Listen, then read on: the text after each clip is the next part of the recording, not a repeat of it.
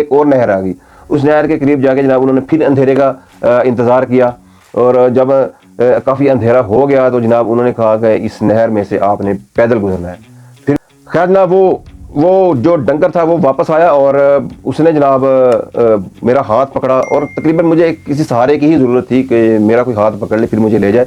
उसने मेरा हाथ पकड़ा और जनाब वो मुझे अपने साथ ले गया। बड़ी स्पीड के साथ उसने मुझे पगडंडी क्रॉस करा दी। अगर मुझे यूँ लग रहा था कि भाई ये मुझसे नहीं होगी, क्योंकि मुझे हाइट से बहुत खौफ आता है और मैं यहीं रह जाऊँगा शायद। मैं वापस, या तो मैं कोशिश करूँगा वापस जाऊँ, या फिर मैं आगे या यहाँ पे मैं भूखा प्यासा यहीं बैठा रहूँगा। मुझे नहीं पता था वहाँ पर अगर मैं रह जाता तो मेरा क्या अंजाम होता। खैर वो मैं जब वो पगडंडी भी मैं क्रॉस कर गया तो हमारा सफ़र जनाब फिर शुरू होता है आगे की तरफ। और आगे जनाब तकरीबन 7 घंटे हमें वहाँ तक पहुँचने में लग गए थे। फिर जनाब वहाँ से जो सफ़र जो है उस जगह से, उस पगडंडी से हमारा सफ़र जो है वो थोड़ा रह गया था, जहाँ से हमने वो पहाड़ फिर नीचे उतरना था। और नीचे जाके फिर वो तुर्की के साथ शुरू हो जाएंगे। वहाँ पे एक बाढ़ थी लोहे की कांटेदार, वो बाढ़ क्रॉस करनी थी, वो क्रॉस करके फिर नीचे उतरना था। वहाँ से तकरीबन 1 घंटे का मजीद सफ़र रह गया था, और उसके लिए हम अंधेरे का तकरीबन इंतज़ार कर रहे थे कि मजीद अंधेरा गहरा हो जाए। फिर मजीद अंधेरा गहरा हुआ तो हम जनाब उस तार तक पहुँचे, और तार ऑलरेडी वहाँ पे जनाब उन्होंने उसको आप कह सकते हैं उन्होंने डैमेज कर दी थी, तोड़ दी थी उसको, बिल्कुल तहस नहस की हुई थी, क्योंकि उनका रोज़ का काम था और रोज़ाना पता नहीं कितने लोग उस तार को क्रॉस करके निकलते थे। रास्ता ऑलरेडी बना हुआ था। तार क्रॉस करके हम जनाब तुर्की के जो बॉर्डर का, जो तुर्की की साइड का जो वो एरिया था बॉर्डर का, वहाँ हम उस जगह पर जाके हम जब वो बैठ गए, और आगे से जो वो एजेंट है ओके की रिपोर्ट का इंतज़ार करने लगे। तो आगे से जनाब रिपोर्ट आनी थी वहाँ से। फिर जब हमने नीचे उतरना शुरू करना था, लो जी वो इंतज़ार करते करते बड़ी देर गुजर गई, तकरीबन 3-4 घंटे जनाब हो गए। वहाँ से ओके की रिपोर्ट यही आज आके जनाब रिपोर्ट आई कि भाई रास्ता क्लियर नहीं है और इम्कान भी नहीं है, लिहाजा जनाब बंदों को लेकर वापस चले जाओ। लो जी ये कुछ 7-8 घंटे का जो हमने सफ़र शुरू किया था वो सारा हो गया जनाब पानी मिट्टी हो गया। तो जिस्म थकावट से जनाब चूर था, टांगें दर्द कर रही थी, भूख प्यास भी थी। लो जी फिर वहाँ से दोबारा वापसी हमने उस डेरे पे जाना था, यानी कि 6-7 घंटे का 8 घंटे का सफ़र फिर वही पहाड़ वही रास्ते। लेकिन आसानी उसमें सिर्फ ये थी कि पहले पहाड़ चढ़ के गए थे, अब पहाड़ उतर के जाना था, वापस आना था। तो ये है कि तकरीबन 2-2.5 घंटे का जो है वो सफ़र वो कम हो गया था, क्योंकि उतरना आसान होता है, थोड़ी स्पीड बंदे की तेज़ हो जाती है। तो जनाब वो हमें लेकर दोबारा जो है वो एक वापस अपने डेरे पर ले गए, और लोग जो है वो थकन से चूर थे, पानी भी किसी ने नहीं पिया हुआ था। तो वहाँ पे जनाब रात को एक जगह पे उन्होंने, वो कहता वहाँ पे एक पानी है, वहाँ पे एक चश्मा है, वहाँ पे चश्मे में आपको लेकर चलते हैं, वहाँ से पानी पी लेना। रात का अंधेरा था तो एक जगह पे ले गए थे, वहाँ पे आवाज़ आ रही थी कि पानी है, यहाँ पे चश्मा था, तो ज़मीन का नेचुरल चश्मा था। तो जब हमने जनाब वो चश्मा नज़र नहीं आ रहा था वहाँ से कुछ भी कि यहाँ पे पानी कैसा है, साफ़ है, गंदा है। खैर पानी चल रहा था, तो मैंने यूँ हाथ करके यूँ अपना जो हाथ भरे और पानी यूँ करके जब पिया तो जनाब मेरा मुँह जो है वो जो होती है ना काई सब्ज़ रंग का जले जो होते हैं पानी में जो पैदा हो जाते हैं वो मेरे मुँह में आ गए। तो फिर दोबारा मुझसे वो पानी नहीं पिया गया। जैसे कैसे प्यास बर्दाश्त की, और जी ने जनाब फिर वापस उन्होंने हमें एक मुकाम पर आकर उन डालों में भरा और ला के जनाब दोबारा उस डेरे पे हमें फेंक दिया। तो तकरीबन 1-2 दिन 3 दिन फिर उस डेरे पे जनाब हमारे गुजर गए, और फिर जनाब उस डेरे पे 3 दिन के बाद दोबारा जनाब वो न्यूज़ मिली हमें कि जनाब आज हमारा सफ़र दोबारा हो रहा है, आज रात दोबारा हमारा जो है वो ट्रैवल शुरू हो रहा है। फिर मैंने जब सुना मुझे तो मौत पड़ गई यार, ये इतना। फिर जनाब उन्हीं पहाड़ों से हमें लेके जाएंगे। मुझे नहीं पता था, सिर्फ मुझे यही था कि सिर्फ यही एक रास्ता है। मुझे ये लगा आज तो फिर मर गया, अब तो एनर्जी भी नहीं है इतनी बाकी जिसम में। फिर मैं सोच के सब्र करके ही मुझे तो खौफ आ रहा था। खैर जनाब वो सफ़र शुरू हुआ, फिर वहाँ से गाड़ी में बिठाया, फिर जनाब एक मुकाम पर ले गए। लेकिन वो अब रास्ता थोड़ा मुख्तलिफ था। मैंने सोचा ये उस जगह पर नहीं लेके आया जहाँ पहले लेके आए थे, ये तो कोई और इलाका, यहाँ तो पहाड़ी नहीं है, ये सारा स्टेट सीधा मैदानी इलाका मुझे पे लग रहा है। वहाँ पे जनाब एक रात उन्होंने एक डेरे पे हमने गुजारी। बॉर्डर पे एक घर था और घर में जनाब एक बाड़ा था भैंसों का, बकरियों का। तो उस वक्त वहाँ पे जानवर नहीं थे। हमने काफ़ी 1-2 घंटे वहाँ पे गुजारे, और उन्होंने हमें वहाँ पे बताया कि आज किसी भी लम्हे यहाँ से आपको यहाँ से निकालेंगे और आपका जो सफ़र कराएंगे हम यहाँ से रात को, तो आपने यहाँ से ये हिफाजत तदबीर हैं, ये SOPs हैं, तो इनका ख्याल रखना है।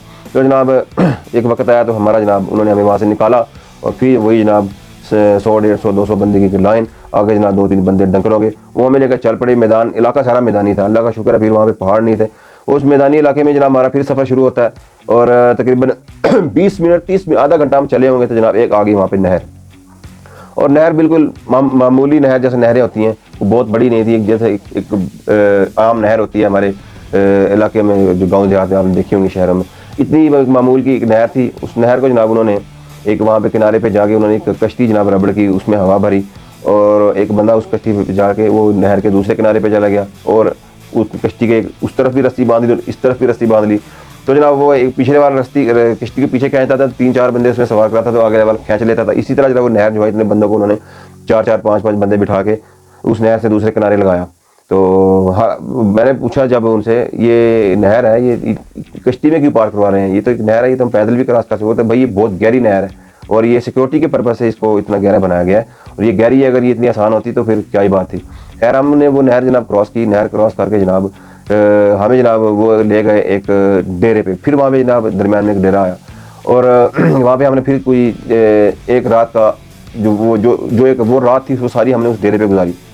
उस डेरे पे गुजारी। सुबह जनाब दिन चढ़ गया। दिन चढ़ा तो जनाब हमें लेकर वो जनाब फिर वहाँ से चल पड़े। वहाँ से चले जनाब वहाँ पर काफ़ी हम पैदल चले। चलते चलते जनाब एक नहर के करीब हम फिर आ गए। एक और नहर आ गई। उस नहर के करीब जाके जनाब उन्होंने फिर अंधेरे का इंतज़ार किया, और जब काफ़ी अंधेरा हो गया तो जनाब उन्होंने कहा कि इस नहर में से आपने पैदल गुजरना है। फिर मैंने सोचा, मैंने पूछा भाई वो तो कश्ती से पार करवाई थी, तो ये पैदल कैसे हम पार करेंगे, ये भी तो गहरी होगी। उन्होंने कहा भाई ये गहरी नहीं है, ये इसके तकरीबन ज़्यादा से ज़्यादा पानी ये आपके यहाँ कमर तक या आपके घुटन तक ही आएगा। तो आज पानी उतरा हुआ है तो हो सकता है घुटन से थोड़ा सा ऊपर हो। खैर हमने जनाब जो है वो हम उस नहर में उतर गए, और हमने वो नहर जनाब वो पानी में जब मैं उतरा तो नहर काफ़ी साफ़ थी और घुटनों थोड़ा सा ऊपर तक पानी था और नीचे रेत थी। तो जनाब वो नहर जो है हम बड़ी आसानी से बल्कि खुशी खुशी हम पार करके दूसरे किनारे लगे। अब जब हमने वो नहर क्रॉस की तो आप गोया कि आप तुर्की में शामिल हो गए।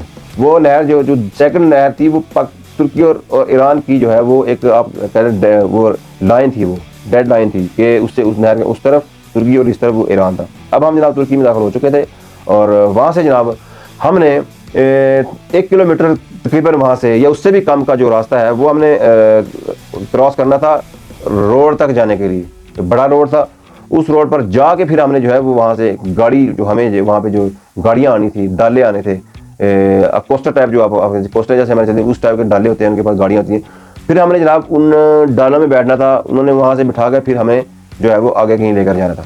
तो जनाब वहाँ से जब हमने वो नहर क्रॉस कर ली तो वहाँ पे फिर उन्होंने जनाब मौका देखना था, रास्ते की जो क्लियरनेस है उसको श्योर करना था कि रास्ता क्लियर है कि नहीं है।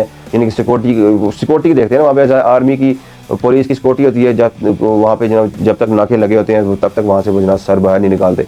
तो जनाब वहाँ से उन्होंने हमें जनाब एक खुफिया ठिकाना वहाँ पर शिफ्ट कर दिया। वो ठिकाना कोई घर नहीं था, बल्कि ये जो आप देख रहे हैं ये सरूट होते हैं जिसको काने कहते हैं, बड़े बड़े जनाब काने होते हैं सरूट। पाकिस्तान में जनाब दरियाई इलाकों में अमूमन बल्कि नहरों के किनारों पर बहुत ज़्यादा गाँव देहातों में पाए जाते हैं। लंबे बंदे से ऊँचे ऊँचे उनके जनाब कद होते हैं।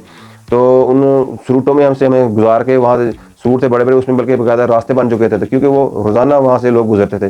तो वहाँ से रास्ते बन गए थे, पतली सी गली, ये बिल्कुल आप कह लेंगे एक बंदे जितनी चौड़ी बस, क्योंकि जितना बंदा आता है उतनी ही वहाँ पे रास्ता बनता है। तो अंदर जाके उन कानों में से उन सरूटों के अंदर जाके हमें एक मुकाम पर कहा कि आप इन सरूटों के अंदर ही बैठ के यहाँ पे इंतज़ार करना है।